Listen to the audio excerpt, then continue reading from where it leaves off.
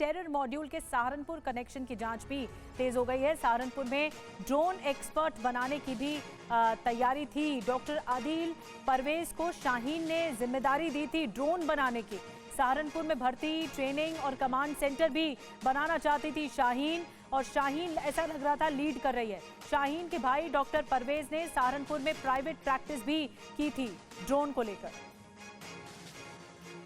तो white collar terror module का एक एक पर्दाफाश हो रहा है और सहारनपुर कनेक्शन अब सामने आया। देखिए, पहली बड़ी बात, डॉक्टर शाहीन सईद सहारनपुर में ड्रोन एक्सपर्ट तैयार करना चाहती थी।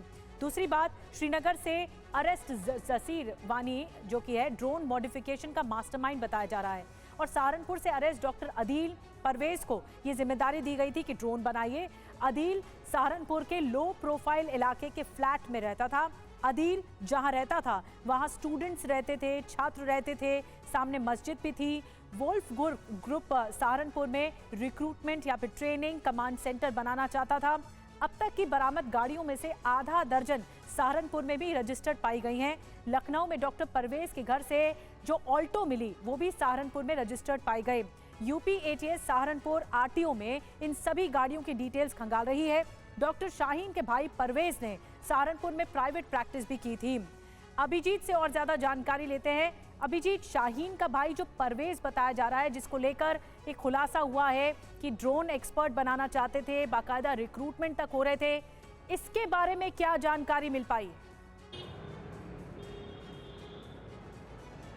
देखिए निधि, लगातार एटीएस जो है वो सहारनपुर में कैंप कर रही है, क्योंकि सहारनपुर से कई अहम कनेक्शन जुड़ते हुए नजर आए हैं। डॉक्टर आदिल ने अपनी शादी में जिन 4 लोगों को आमंत्रित किया था, कश्मीर बुलाया था, उसमें से 2 यूट्यूबर्स भी हैं जो कि पूछताछ के घेरे में आए हैं। ये यूट्यूबर्स ड्रोन शूट करने में माहिर थे और इसी वजह से कहा जा रहा है कि आदिल ने इनसे दोस्ती बढ़ाई और इनको अपनी शादी में भी आमंत्रित किया।